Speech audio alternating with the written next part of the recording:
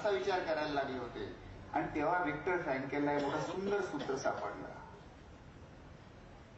त्याच्या पुस्तकात तो फार सुंदर म्हणतो की those who know the why of living have no problems about the how of living. मी कशासाठी जगतो हे जर मला सापडलं, हे जर मला कळलं, तर मग मी कसं जगतो आहे हे सगळे प्रश्न दुय्यम होऊन जातात.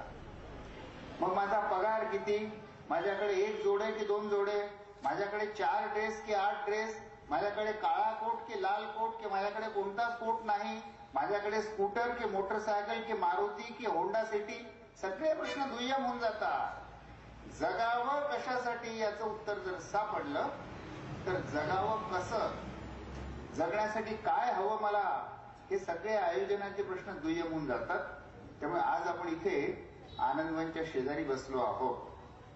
आपल्या समोर खरं म्हणजे विचारार्थ प्रश्न असा आहे की माझ्या मित्रांनो, अख्खं आयुष्य आपल्यासमोर पडलेलं आहे, त्याचं उत्तर आपल्याला शोधून घेतलं पाहिजे की जगावं कशासाठी.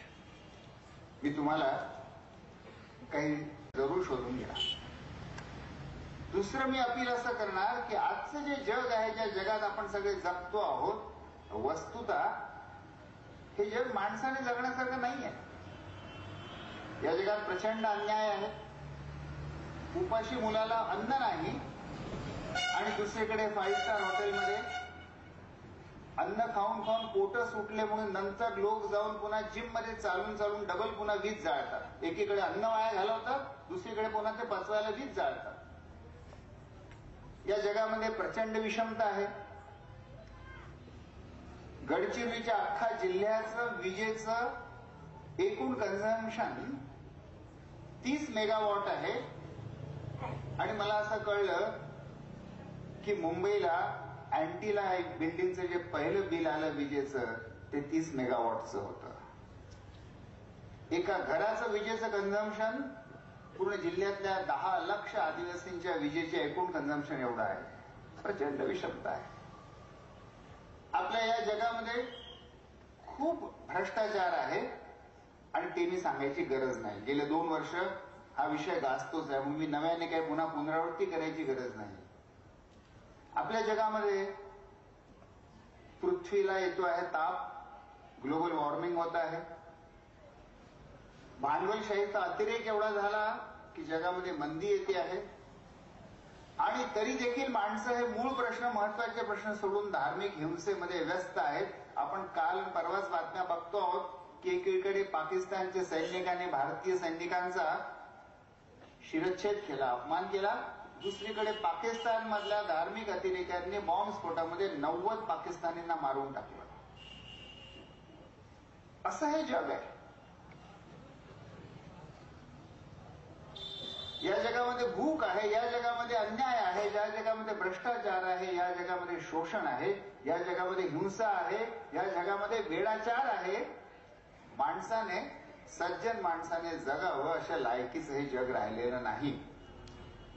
आणि म्हणून मी माझ्या तरुण मित्रांना दुसरं अपील असं करणार, दुसरं आव्हान असं करणार की मित्रांनो, प्रतिज्ञा करा की हे आजचं जग जे आहे, जशा जगात मी जन्माला आलो तशा जगात मी मरणार नाही. माझ्या मरणापूर्वी हे जग मी नक्कीच बदलून जाईल. ही दुसरी प्रतिज्ञा. आणि मग जर हे जग बदलायचं असेल तर मी कशा तऱ्हेने जग बदलणार, माझं जीवन कशासाठी. तर अजून मी तिसरं अपील तुम्हाला करणार आहे. कल्पना करा की तुमच्या हातामध्ये एक कोहिनूर हिरा आहे, एकमेव, जगातला एकमेव, अमूल्य किमतीचा.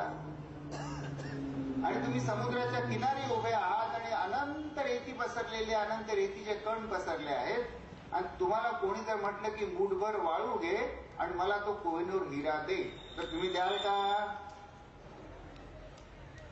नाही, मान हलवता, तुम्ही देणार नाही. कारण तुम्ही काय म्हणाल, अरे मी काय मूर्ख आहे का रे बाबा, हा एकमेव कोहिनूर हिरा. जगात जी वस्तू सगळ्यात कमी असते ती महाग असते, ती मूल्यवान असते. जी वस्तू विपुल असते ती मातीमोल असते. या जगामध्ये पैसा अब्जावधीपेक्षाही जास्त, हजारो अब्जामध्ये पैसा आहे. समुद्राच्या किनारे वाळूच्या अनंत जो सागर पसरलेला आहे, त्याच्यामध्ये जेवढे वाळूचे कण आहेत तेवढं जगामध्ये पैसा आहे. एकट्या अमेरिकेचं वार्षिक उत्पन्न $17 ट्रिलियन आहे. ट्रिलियन म्हणजे काय आपल्याला मोजता येत नाही. 1000 अब्ज म्हणजे 1 ट्रिलियन आणि जवळपास 50 रुपये म्हणजे $1. आणि जागतिक उत्पन्न जवळपास 70 ते 80 ट्रिलियन आहे. इतका जगामध्ये अनंत पैसा पडलेला आहे. आणि तुमच्याकडे आयुष्य मात्र किती आहे? एकच आहे. ते आयुष्य तुमच्याकडे एकच आहे आणि या आयुष्याला वन्स मोर नाही, पुन्हा येणार नाहीये, पुन्हा मिळणार नाहीये. आणि हा एकमेव तुमच्या हातामध्ये असला आयुष्याचा कोहिनूर हिरा, त्या मातीमोल पैशासाठी जेव्हा आपण एक्सचेंज करतो, देवाणघेवाण करतो, तेव्हा आपण अतिशय मूर्खपणाचा सौदा करत असतो. मी कोणतीच आदर्शवादाची गोष्ट बोलत नाही. मी अतिशय व्यावहारिक गोष्ट बोलतो आहे की जे एकमेव असतं ते अमूल्य असतं आणि ज्या मोठ्या संख्येत असतं ते मातीमोल असतं. मातीमोल पैसा देऊन तुम्ही तुमचं एकमेव आयुष्यावर एक देवाणघेवाण करता.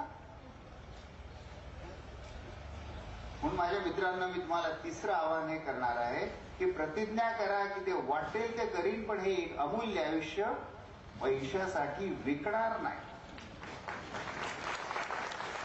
या पैशापेक्षा काहीतरी अधिक मूल्यवान, काहीतरी महत्वाचं, अधिक उपयोगी, जे माझ्या मनाला समाधान देईल, या जगाला समाधान देईल, असं काहीतरी वेगळं मी माझ्या जगण्याला प्रयोजन शोधून काढेल. नसेल तर मी प्रदान करेल, पण माझ्या जीवनाला पैशापेक्षा वेगळं आणि अधिक काहीतरी प्रयोजन पाहिजे. ते आयुष्य मी विक्रीला काढणार नाही. असे एकदा निश्चय झाले की मग प्रश्न पुढचा असा उरतो खरं म्हणजे, हे प्रयोजन सापडणार कुठून? हे आयुष्य मी कशासाठी घालवू? आजपासनं कदाचित 60-65 वर्षापूर्वी, वर्ष तर मला नेमकं माहित नाही, पण 60-65 वर्षापूर्वी याच वरोऱ्याच्या रस्त्याने एक तरुण काळा कोट घालून चालला होता आणि त्याने रस्त्याच्या शेजारी पडलेला एक कुष्ठरोगी पाहिला. आणि तो कुष्ठरोगी पाहून क्षणभर त्याला कदाचित कोर्टात जायची घाई असेल, अजून दुसरी कोणती घाई असेल, तो क्षणभर पुढेही गेला. पण त्याच्या मनातनं ते कुष्ठरोगाचं चित्र जाईना. तो परत आला. मी काय करू आता? मी काळा कोट घातलेला वकील आहे, मी मोठ्या घरंदाज घराण्यातला आहे, जमीनदार आहे, मी सुशिक्षित आहे, मी रसिक आहे, मी स्वच्छ पांढरा शुभ्र पांढरपेशा आहे, आणि हा मातीमध्ये पडलेला, लडबडलेला, जखमी, पू आणि माशांनी भरलेला कुष्ठरोगी आहे. मी काय करू? मित्रांनो, असा सुवर्ण क्षण फार क्वचित येतो. या सुवर्ण क्षणी जो असं ठरवतो की मी दुर्लक्ष करून पुढे चालता होईल,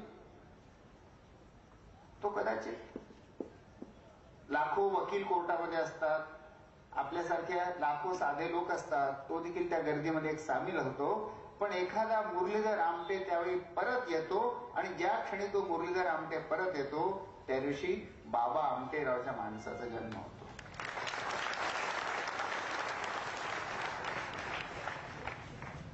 दक्षिण आफ्रिकेमध्ये पीटर मॅरिटसबर्ग नावाचं एक स्टेशन आहे. तिथले लोक त्याचा उल्लेख पायटर मॅरिटसबर्ग करतात. डच प्रभाव आहे त्याच्यावरती. या पीटर मॅरिटसबर्ग स्टेशनला मी तीर्थयात्रेसारखा भेट द्यायला गेलो. हे कोणतं स्टेशन आहे? हे ते स्टेशन आहे जिथे मोहनदास करमचंद गांधी नावाच्या त्या बॅरिस्टरला ट्रेन मधनं 1896 साली खाली ढकलून देण्यात आलं, अपमानित करण्यात आलं आणि रात्रभर भीतीने, अपमानाने अतिशय संतापलेला, आपण घाबरलेला तो वकील तिथे कुडकुडत राहिला प्लॅटफॉर्मवरती. ते आहे पीटर मॅरिटसबर्ग स्टेशन. त्या स्टेशनवर त्या रात्री त्या तरुणाने विचार केला की मी काय करू. त्याच्या मनात हा देखील विचार आला की हे भयंकर देश आहे हो, मी माझा परत भारतात परत जातो कसा? त्याच्या मनामध्ये त्या रात्रभर युद्ध चाललं, काय करू?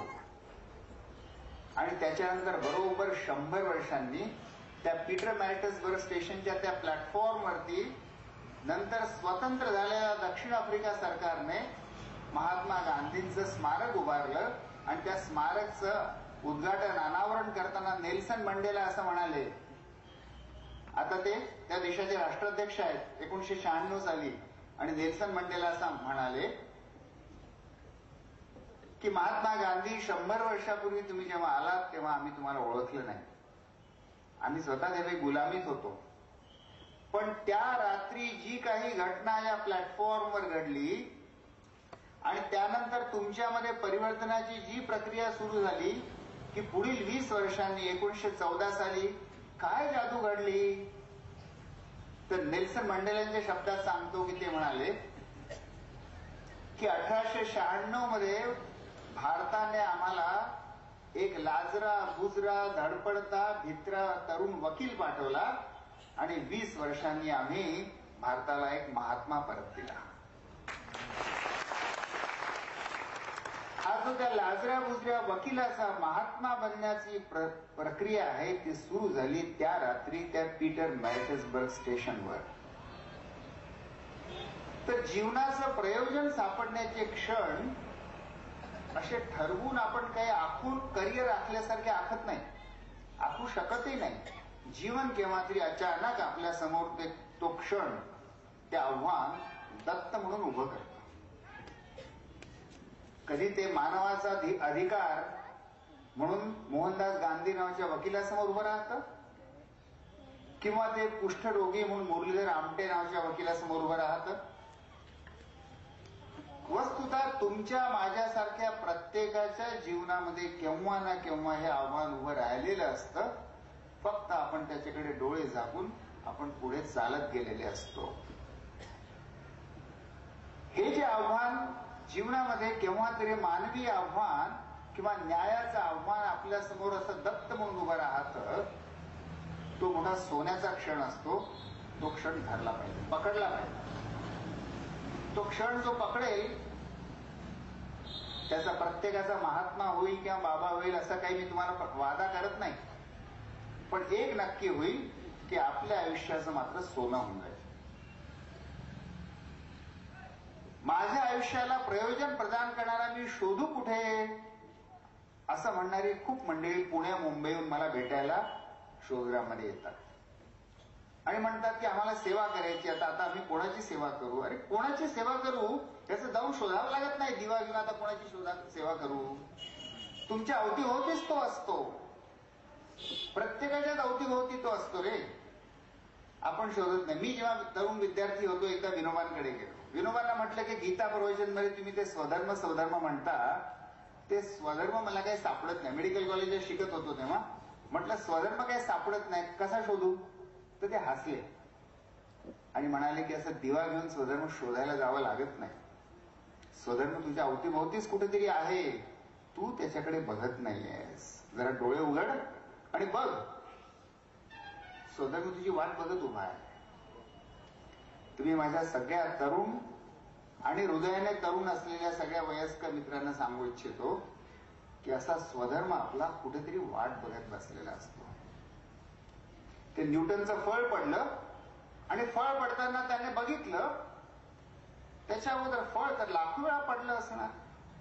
आधी मानवापासून प्रत्येकानेच फळ पडताना माकडांनी देखील पाहिले असतील, पण माकडांना काही त्याचा अर्थ लागला नाही. माकडांच्या मनात प्रश्न निर्माण झाला नाही आणि त्यांना काही अर्थही लागला नाही.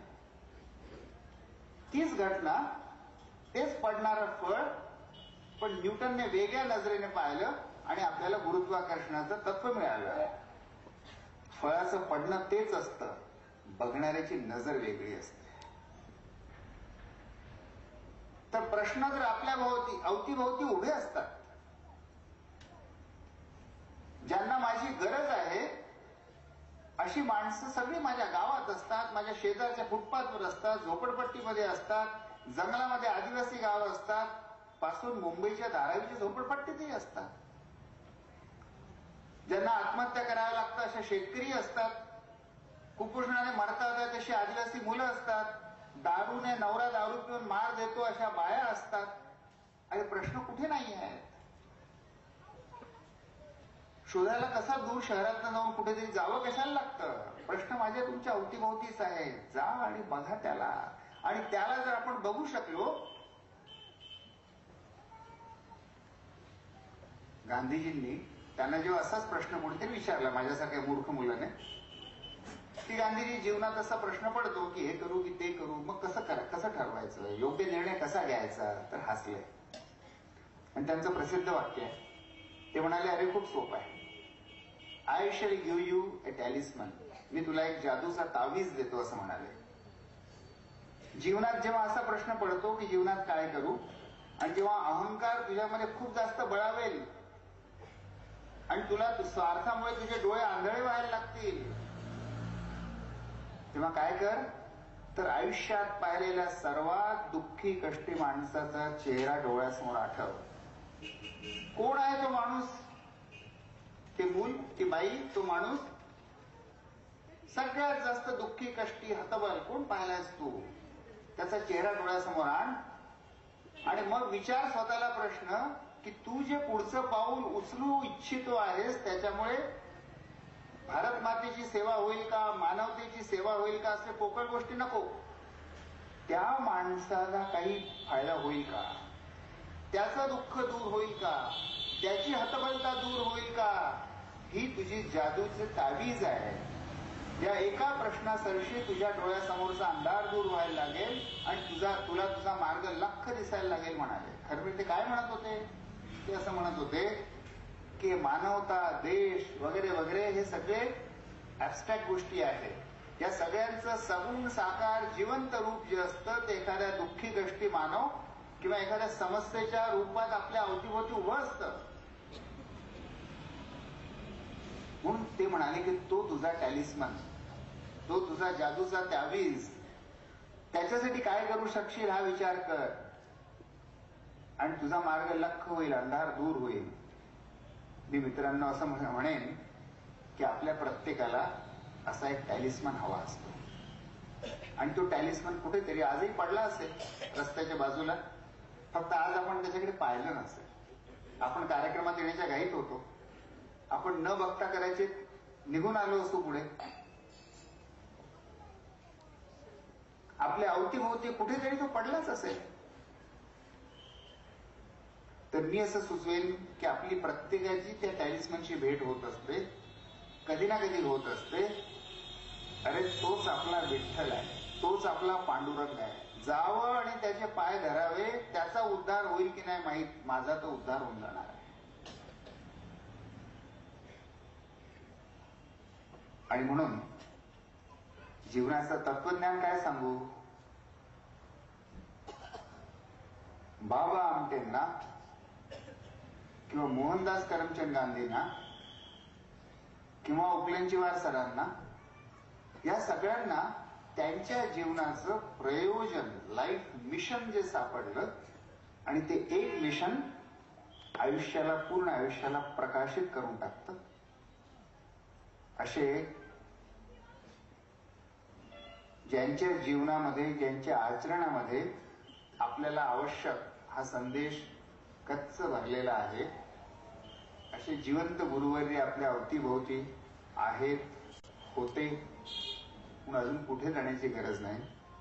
जीवनाचं तत्वज्ञान शोधायचं असेल तरी आचार्यांमध्ये शोधा. आचार्य कोण? जो भाषण देतो तो आचार्य नाही. जो क्लासमध्ये 40 तास एक सेशन शिकवतो, एक वर्ग शिकवतो, तो आचार्य नाही. आचार्य म्हणजे ज्याचं आचरण आचरणीय असतं, ज्याचं जीवन आचरणीय असतं, तो खरा आचार्य. आपण सगळेच खूप भाग्यवान आहोत या वरोऱ्याच्या भूमीमध्ये आणि इथून जवळच असलेल्या वर्ध्याच्या भूमीमध्ये इतके दिग्गज आचार्य होऊन गेले की तुमचे आणि माझ्यासारखे हजारो लाखो लोकांना त्यांच्यापासून प्रेरणा